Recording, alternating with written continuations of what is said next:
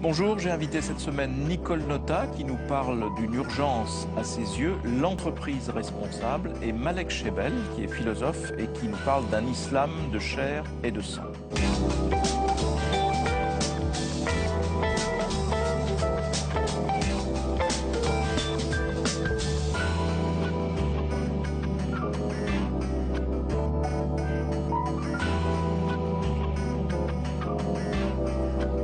Nicole Notat, bonjour. Bonjour. Merci d'être avec nous. Vous écrivez aux éditions Dialogue un petit livre, mais fort dense, intitulé Ce que je pense. Mais en fait, c'est ce que vous pensez de l'entreprise responsable, car le sous-titre, c'est l'entreprise responsable, une urgence. Alors, vous allez nous expliquer ce que c'est qu'une entreprise responsable à un moment de la vie publique où l'entreprise est beaucoup chahutée, en question, on ne sait plus trop quelle est sa finalité. Mais auparavant, vous avez été 10 ans secrétaire général de la CFDT. Et depuis 10 ans, vous êtes à la tête d'une entreprise que vous avez fondée, qui s'appelle Vigeo, qui est une agence de notation. Alors évidemment, ce n'est pas l'agence de notation Moody's ou Standard & Poor's, etc., les agences qui maltraitent et martyrisent les gouvernements, qui sont les agences strictement financières.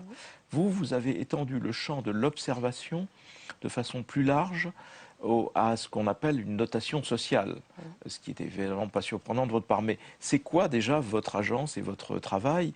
Et comme ça fait 10 ans que ça existe, je suppose que c'est une entreprise elle-même performante. Quel est le ressort de tout cela?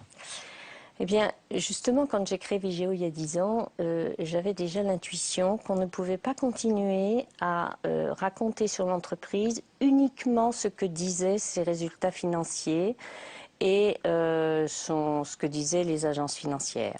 Bien sûr, c'est important. Ça renseigne sur la santé financière, sur la capacité à rembourser ses dettes, sur le fait de pouvoir rémunérer ses actionnaires. Tout ça est utile et nécessaire. Mais il me semble que ce n'est qu'une partie de ce qu'on doit savoir sur l'entreprise. En fait, l'entreprise, elle a aussi, on va dire, des sortes de fondations qui font qu'elle va être plus ou moins solide pour durer dans le temps. En fait, soit elle se construit sur du sable et elle n'est obsédée que par ses résultats financiers et elle pourrait négliger le reste. Et c'est quoi le reste? Le reste, c'est l'attention qu'elle va porter à ses salariés, à son capital. C'est aussi un capital, la qualification, la formation, la qualité du dialogue social. C'est aussi l'attention, la manière dont elle va se comporter avec ses clients. On peut se comporter de manière différente avec les clients, selon l'information qu'on leur donne, selon le respect qu'on leur porte ou pas. C'est le respect des droits de l'homme dans le monde, c'est aussi la capacité, dans ce monde où on a besoin de construire une croissance beaucoup plus soutenable, plus écologique, la capacité de l'entreprise à prévenir les dégâts sur l'environnement, voire même à promouvoir des modes de production qui sont maintenant respectueux de moins de gaz à effet de serre, etc. Donc dans la notation des entreprises, vous introduisez toute une série de critères. On s'occupe de tout ça pour dire voilà, sur tout ce que ne disent pas les résultats financiers, le respect des droits humains, le social, l'environnement, la gouvernance aussi de l'entreprise, c'est important. Et bien voilà, nous, c'est ça notre spécialité. C'est là-dessus que nous allons renseigner des investisseurs, des gérants d'actifs, qui sont un peu novateurs quand même, il faut bien le dire, dans ce monde où la finance a pris cette démesure, ce poids énorme. Eh bien, eux ont conscience que ce complément d'analyse par rapport à ce que disent les analystes financiers est utile, y compris pour, je dirais, sécuriser leur placement. Parce qu'aujourd'hui, finalement, il peut y avoir des risques qu'on ne voit pas à travers les comptes qui vont mettre en danger l'investissement d'un investisseur, bien sûr, dans l'entreprise. Pour terminer sur Vigeo, donc votre agence de notation, comment fonctionne-t-elle? Ce sont des entreprises qui vous demandent à être notées ou bien ce sont des clients de telle ou telle grande structure qui voudraient en savoir un peu plus, au-delà donc de la stricte ligne du bas et des résultats financiers. Voilà, donc on a deux activités. Notre activité qu'on appelle Vigeo Rating, qui est celle qui apporte ces informations dont je parlais aux investisseurs, là ce sont eux qui nous rémunèrent. C'est-à-dire que ce n'est pas du tout le même modèle économique que les agences financières. Ce n'est pas l'entreprise qui finance sa note. Ce sont eux qui achètent la recherche, nos opinions. Et puis nous avons une autre activité qui est une activité, celle-là, plus d'audit conseil, qui est dirigée en direction de tout type d'organisation, des entreprises, des collectivités, des PME. Et par exemple, nous avons une grosse activité dans le logement social, à la demande des acteurs du logement social. Et là, ce sont bien sûr les entreprises qui rémunèrent leurs prestations. Alors dans ce livre, vous nous parlez de l'entreprise responsable. C'est une notion qu'on a vue apparaître il y a quelques années maintenant, celle de la responsabilité sociale des entreprises, avec d'un côté un volet social, stricto sensu, et puis un volet environnemental au sens large du terme. Mais ça suppose quand même une révolution dans les entreprises. Puisque ça veut dire qu'elles ne doivent pas simplement se préoccuper des résultats immédiats, mais de faire attention à leur environnement au sens, encore une fois, très large du terme. Mais comment obtenir cela parce que c'est vrai que la responsabilité sociale des entreprises se développe, c'est vrai qu'on commence à l'enseigner d'ailleurs dans les universités, c'est vrai qu'il y a toute une série mais plutôt de grosses entreprises qui consacrent une part de leur activité, mais en période de crise, comme celle que nous traversons, est-ce que la tentation n'est pas à l'inverse de dire au fond, tout ça c'est un luxe? Concentrons-nous sur voilà, le très court terme. Vous dites c'est une révolution ou c'est un retour aux sources? Parce que finalement, c'est quand même assez le bon sens que de se dire qu'une entreprise qui respecte ses salariés, qui respecte les acteurs des territoires dans lesquels elle intervient, ses clients, ses fournisseurs, elle a quand même plus de chances, si elle entretient des relations de qualité durable avec toutes les parties de son écosystème, elle a quand même plus de chances de durer que quelqu'un qui fait des coups avec un peu tout le monde. Bon. Est-ce que la crise est un moment où on met ça entre parenthèses? Moi, je dirais c'est peut-être le moment où, au contraire, ça devient encore plus important et c'est peut-être une opportunité. Regardez aujourd'hui un sujet... on pourrait parler celui de la compétitivité, mais parlons celui des restructurations, parce que les entreprises, il y a deux manières de restructurer, ou deux modes de raison. C'est-à-dire, il peut y avoir la restructuration qui est imposée par des fonds de pension un peu voraces, gourmands, qui considèrent que leur rémunération ou la perte de la valeur boursière est un manque à gagner pour eux et donc ils demandent à l'entreprise de réagir par rapport à ça. Elle peut faire des profits, elle peut avoir des bénéfices, mais ils considèrent que c'est quand même encore insuffisant. Et là, c'est un vrai sujet d'arbitrage. Est-ce que c'est toujours la rémunération du capital ou de l'investisseur qui doit primer et c'est les autres qui supportent les risques? C'est quand même un vrai débat. Et là, je pense que c'est légitime qu'il y ait de la contestation et de la discussion sur ce type de restructuration. Mais lorsqu'il y a une restructuration, parce que malheureusement, le carnet de commandes chute, parce que l'environnement socio-économique se dégrade et que l'entreprise, elle a, je dirais, une responsabilité d'assurer, de se remettre, je dirais, en situation de pouvoir affronter l'avenir avec le maximum de chance. Et là, elle a des restructurations à opérer. Moi, je considère que c'est sa responsabilité que de le faire. La question, c'est pas le principe, c'est est-ce qu'elle va s'être préparée à cette situation suffisamment tôt? Est-ce qu'elle va avoir été attentive à informer, à permettre aux représentants des salariés de suivre cette réalité, ces défis qui vont se présenter à elle, ces risques qui s'annoncent. Et si elle est tenue de réduire la voilure du nombre d'emplois, ça ne veut pas dire qu'on licencie tout le monde. Sa responsabilité, en tout cas c'est ça que nous analysons, c'est au contraire de rechercher toutes les voies alternatives au licenciement. Je ne dis pas la réduction d'emplois, au licenciement. Alors, ça peut être par des mesures de chômage partiel d'abord, ça peut être par des mesures de formation, ça peut être par, quand il faut se séparer de salariés, de l'aide au reclassement, de l'aide à la reconversion. Et la même chose pour les territoires. C'est aussi quand on doit supprimer un site de production. L'entreprise responsable, elle aide le territoire à retrouver de l'activité et à ne pas être, je dirais, la seule victime de cette restructuration que l'entreprise a dû conduire. L'entreprise responsable telle que vous la décrivez, elle affaiblit quand même ce qui domine aujourd'hui, c'est-à-dire le primat de l'actionnaire. Parce que vous expliquez que l'actionnaire, au fond, le plus souvent raisonne plutôt à court terme. Voilà, l'entreprise, elle, doit s'inscrire, et d'ailleurs les entreprises qui réussissent sont des entreprises qui ont des plans stratégiques, qui ont des plans de long terme, parfois même de très long Voilà. terme. L'entreprise responsable ne remet pas en cause le principe qu'il faut des actionnaires, Oui. qu'il faut des investisseurs. Évidemment que non.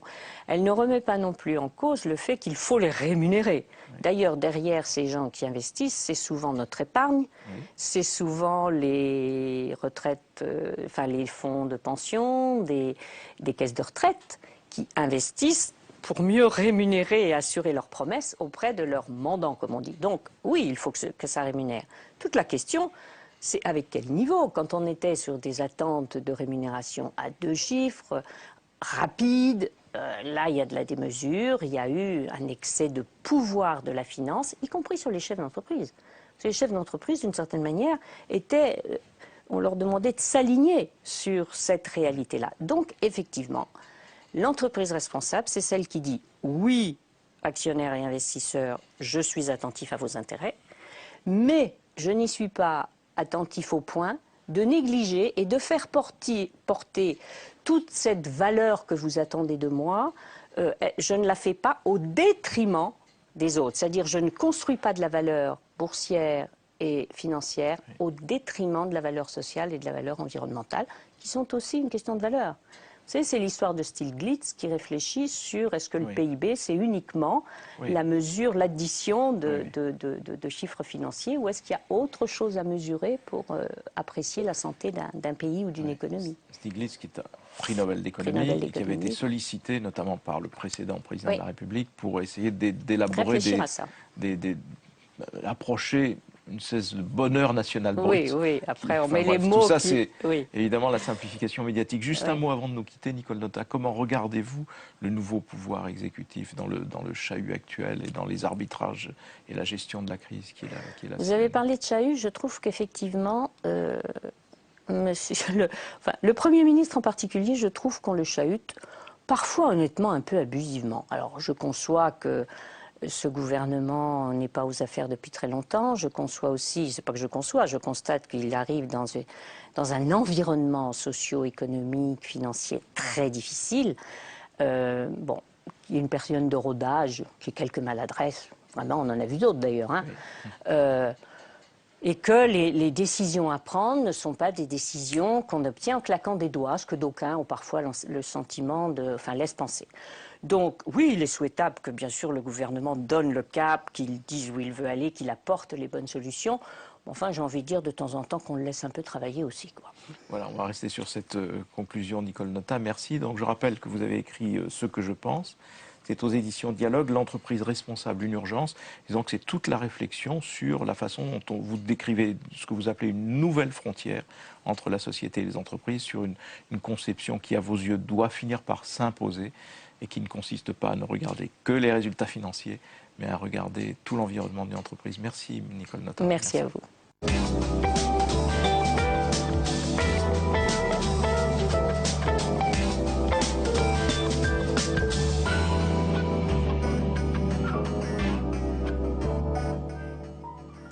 Malek Chebel, bonjour. Bonjour. Vous êtes anthropologue, philosophe, spécialiste de l'islam et du Coran. Le Coran que vous avez traduit et dont vous avez préfacé les traductions, vous êtes connu comme l'inventeur de cette formule l'islam des Lumières. Et vous sortez aujourd'hui un livre qui s'intitule L'islam de chair et de sang. C'est dans une petite collection qui s'appelle la collection Librio, qui a l'avantage d'être très accessible, parce que c'est un livre à, je crois, 3,50 €. Donc, 3 et en euros. même temps, 3 euros. 3 euros. Et dans lequel on s'instruit énormément sur justement l'islam, que vous abordez à travers les questions notamment du sexe, de la chair, du sang, comme son titre l'indique, ce qui est une approche évidemment très originale.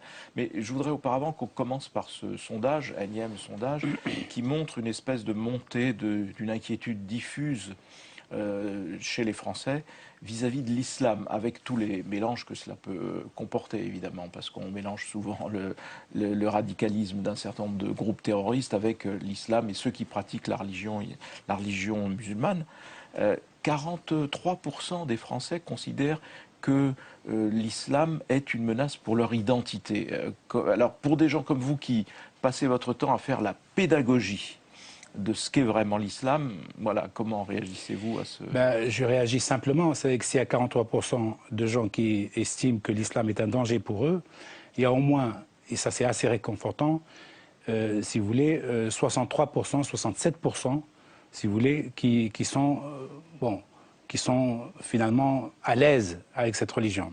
Une religion nouvelle en France, dans un espace très sécularisé, avec une histoire de la laïcité qui est celle qu'on connaît, c'est-à-dire conflictuelle depuis le début, avec une mosaïque des sensibilités religieuses, avec un athéisme, un agnosticisme assez développé, et une méfiance tenace vis-à-vis des croyances fortes, comme c'est le cas pour l'islam. À cela, il faut ajouter le fait que nous avons affaire à un islam actif, d'une minorité agissante, qui a été dénoncé par les musulmans eux-mêmes et qui, depuis des années et des années, pollue l'image de l'islam. Je dis qu'au fond, cette réaction-là est tout à fait salutaire dès lors qu'elle se pose par rapport à cet activisme religieux d'une minorité que la police connaît et que tout le monde identifie, qui pollue l'image de l'ensemble des musulmans dans ce pays, dans ce beau pays que les musulmans aiment, et que les musulmans ont adopté totalement, et que l'islam, finalement, même la France, j'ai l'impression aussi, a adopté les musulmans, ces musulmans, la plupart des musulmans. Et donc, au fond, je le comprends, mais c'est un ressenti. Ça peut changer d'un jour à l'autre. Une des grandes questions de l'islam, c'est sa capacité à être interprété. Alors, prenons Salman Rushdie, qui est, lui, victime d'une fatwa, oui. Et qui explique qu'au fond, le grand problème vient de ce défaut d'interprétation, donc de modernisation de l'islam, donc d'adaptation à des temps plus modernes, et donc la victoire de gens qui veulent avoir une lecture très près de textes qui sont datés des origines. Et c'est de là que viendrait le... Alors, vous-même, évidemment, vous ne cessez d'interpréter l'islam, mais comment regardez-vous ce phénomène? Écoutez, c'est précisément la pertinence d'un travail comme le mien et comme de tous ces gens-là, comme moi, qui, de par le monde, appellent à la vigilance et disent qu'on ne peut pas, moralement, intellectuellement, mentalement, accepter que les versets coraniques, tels qu'ils sont lus par les fondamentalistes, puissent s'appliquer aujourd'hui, aussi bien en Europe, c'est-à-dire dans les terres où l'islam est très minoritaire, dans un ensemble majoritairement non musulman, et même, je dirais, au sein même des terres musulmanes. Il n'est pas concevable aujourd'hui que la polygamie soit reconduite telle qu'elle. Il n'est pas concevable que l'héritage inégal entre garçons et filles soit reconduit sans discussion, sans remettre à plat, sans que les gens mettent à plat les préceptes sur lesquels s'est fondée cette inégalité de fait. Il n'est pas acceptable qu'un certain nombre de fatwas, d'appel au meurtre, au fond, soient prises par une autorité religieuse quelconque, et encore moins une autorité politique. Donc sur toutes ces questions-là, d'adaptation, si vous voulez, du Coran et de l'islam à la modernité, le front est ouvert et il y a un nombre incalculable de gens qui travaillent à la modernisation précisément de cet islam-là, qui nous paraît sur beaucoup de plans assez anachronique. Alors il y a un invariant dans la religion musulmane, comme il y en a eu dans d'autres religions d'ailleurs, et que vous décrivez bien dans ce petit livre, et qui est le primat de l'homme. Oui. C'est un texte écrit par des hommes, pour des hommes, et donc qui laisse à la femme une place de toute façon subalterne, soumise. Ça, c'est très bien explicité dans ce livre. Oui, tout à fait. C'est une religion d'hommes. Le prophète est un homme. C'est lu et compris par des hommes, appliqué par des hommes. Et souvent, ce sont les hommes qui appliquent même les affaires de femmes, ce sont les hommes qui sont, si vous voulez, à la base des prescriptions. C'est eux qui décident et qui définissent le périmètre dans lequel s'inscrit la femme. Donc je trouve que là, en l'occurrence, puisque nous parlons du Coran et de la parole de Dieu, il n'est jamais dit dans le Coran que l'expertise soit masculine et que les applications soient seulement réservées aux femmes. Donc pourquoi ne pas précisément innover et amener du sang neuf dans cette nouvelle vision, ce que j'appelle la nouvelle ijtihad, la nouvelle réinterprétation des textes, pour que les femmes aient une plus grande place dans la compréhension et dans l'application du Coran. Alors dans cet islam, il y a évidemment différents... D'abord, il y a une grande fracture entre sunnites et chiites. Tout à fait. qui est en train de restructurer le Proche et Moyen-Orient d'ailleurs. Oui. Et comment comprendre cette fracture au regard de la religion que peuvent pratiquer les musulmans de France? Écoutez, alors, donc, il y a deux niveaux. Il y a le niveau de l'histoire, si vous voulez, avec la grande fracture, le grand schisme entre les sunnites et les chiites, qui est pratiquement natif avec l'islam, hein, qui est né à partir des années 670 après Jésus-Christ, c'est-à-dire à 30 à 40 années seulement après la mort du prophète, qui s'est estompé au fur et à mesure du temps, avec les dynasties, il y avait des dynasties très fortes qui ont un peu contrebalancé ce schisme religieux par une sorte de civilisation profane. Maintenant, ça renaît à la faveur des renaissances politiques du 19e et 20e siècle, et surtout des indépendances. Et puis c'est la lutte ouverte avec d'un côté l'Arabie Saoudite et puis de l'autre par exemple l'Iran, qui sont les deux grands pôles. Qui sont les deux grands leaders des deux grandes écoles théologiques musulmanes, c'est-à-dire le sunnisme avec l'Arabie Saoudite, et qui n'est pas un sunnisme tendre, si je puis dire, ce sont des wahhabites, si vous voulez, c'est un sunnisme fort, assez dur finalement. Et de l'autre côté, l'Iran. Ils sont d'ailleurs pas loin géographiquement. Hein. Oui. Donc la rupture, même géographiquement, elle existe même sur le terrain. Avec une renaissance très forte du chiisme. Le chiisme, c'est un clergé tout à fait particulier. Ils sont minoritaires par le nombre, mais à mon sens, majoritaires dans l'impact et dans la théologie qu'ils développent. Et ils développent une théologie politique notamment, très forte, et une sorte d'adhésion à des croyances et à des mythologies chiites spécifiques qui sont tout à fait extérieures au champ du sunnisme. Et donc, on a cette confrontation. Oui, parce que le chiisme, vous le décrivez plutôt comme une part de l'islam plus moderne, ou en tout cas potentiellement plus apte à se moderniser. Oui. Mais en même temps, comme il est identifié à l'Iran, il est identifié aussi au terrorisme. Oui, oui. Et dans ce livre, vous rappelez qu'il est faux de penser ce que les terroristes inculquent aux apprentis terroristes.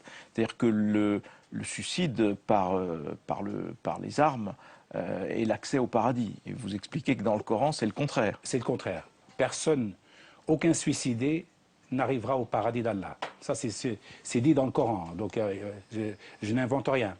Et qui plus est, aucun suicidé qui entraîne des morts d'innocents autour de lui. Ça, lui, il n'arrivera même pas, si vous voulez, aux portes du paradis, il ne le verra même pas. Donc, il est vain de penser qu'en se suicidant pour la cause d'Allah, qui n'est que la cause des hommes, c'est-à-dire des prédicateurs, des fondamentalistes iraniens et d'autres, on ira au paradis. Donc, pour le coup, le chiisme a développé, si vous voulez, par ailleurs, toute une philosophie de la politique et une philosophie du vivre ensemble qui peut potentiellement, en effet, le mettre en pole position pour une modernité possible. Maintenant, évidemment, la traduction dans les faits, qui est une traduction belliqueuse, une traduction fondée sur l'opposition à l'Occident et l'opposition armée à l'Occident, fait qu'en effet, ils sont en train de... finalement, ils stagnent par rapport à des philosophes iraniens anciens qui étaient beaucoup plus avancés sur cette question-là. Comment regardez-vous ce qui se passe de l'autre côté de la Méditerranée, où il y a eu des révolutions, et puis on voit bien qu'aujourd'hui, il y a un affrontement assez vif entre des forces qui sont abritées par l'islam conservatrice, et puis ceux qui auraient voulu une révolution plus libérale? On est, si vous voulez, là soumis à un flux de phénomènes rapides qui sont changeants depuis un an et qui partent de fondements théologiques et de fondements spirituels et de fondements même politiques distincts. C'est-à-dire qu'on aurait aimé que toute cette partie-là du Maghreb soit une partie relativement moderne, avec un état de droit fort, avec des représentations, avec une légitimité politique, avec un passage aux urnes qui serait transparent, avec le respect des minorités, le respect des femmes, le respect des jeunes, de la parole des jeunes. Et il n'en est rien, puisque au fond, tout ce débat-là est préempté par les islamistes sous des étiquettes qui n'ont rien à voir avec l'état de droit. C'est un état, on essaye d'anticiper et de préparer l'avènement d'un état islamique. Eh bien ça ne marchera pas je veux dire, au Maghreb. On l'a vu avec l'Algérie, ils ont tenté le coup d'une manière forte pour imposer un État islamique, ça n'a pas marché. Le Maroc a une tentation évidemment de s'emparer du pouvoir un peu plus, d'une manière plus douce par le biais des urnes et par le biais de la reconnaissance un peu du roi lui-même. Mais je pense qu'ils sont quand même sous surveillance et les forces de progrès au Maroc sont très vigilantes de ce côté-là, et notamment la société civile. Et la Tunisie, c'est le cas spectaculaire. On pensait que la Tunisie était très en avance en termes de laïcisation des pratiques politiques et religieuses, en termes de sécularisation, en termes de modernisation de la politique. Eh bien, il n'en est rien, puisque les islamistes ont un trop grand poids et ça obère assez largement, malheureusement, les efforts des progressistes. Il faut que les gens en viennent à se calmer un peu et à essayer de voir les choses dans une perspective plus ouverte et plus généreuse et d'avenir. Je pense qu'il n'y a pas un avenir du tout, ni là ni ailleurs, à un islam politique fort. Je pense qu'il n'y a pas d'avenir pour des théologies nouvelles dans les pays du Maghreb et même ailleurs. Pour revenir à la France et relier à votre livre sur tous ces aspects de la religion elle-même, comment regardez-vous l'éternelle question qui est posée en France, qui est celle de la formation des imams? Vous-même, vous êtes porteur de l'islam des Lumières, donc une aspiration à sa modernisation. Vous expliquez en quoi les choses pourraient évoluer, mais on voit bien que dans beaucoup d'autres secteurs, c'est plutôt une lecture littérale et ultra-conservatrice qui domine. Tout à fait. Et donc tout ça passe par les imams. C'est tout à fait vrai. La formation des imams est un impératif catégorique. Et en France, c'est urgent. C'est urgent. Il se trouve que nous héritons d'un passé pas très lointain, récent, où véritablement c'était la foire d'empoigne, c'était un peu l'auberge espagnole. Hein. C'est que l'imam peut se constituer imam à peu près dans la journée. Et il y avait un flou total à ce niveau-là, et que du coup, ce sont un certain nombre d'imams opportunistes qui ont pris, si vous voulez, qui ont pris et on a plutôt progressé dans l'organisation, ou à votre avis les choses sont encore trop floues, comme vous le disiez? Moi, je pense que les choses continuent à être passablement floues et indécises. Moi, j'ai souvent appelé à ce que les responsables religieux, de tous bords et quelque allégeance que ce soit, puissent se réunir et établir, si vous voulez, une feuille de route pour la formation des imams. C'est catégorique. Je pense qu'à partir de là, on peut envisager en effet un programme, on peut envisager une sortie de crise et surtout une visibilité de l'islam de France, une visibilité. La visibilité ne vient que si vous voulez, les instances qui émergent de ces débats-là soient représentatives. On se trouve avec un CFCM un peu, si vous voulez, bifide sur deux pattes. Il est à peine légitime aux yeux même de ceux qui l'ont élu.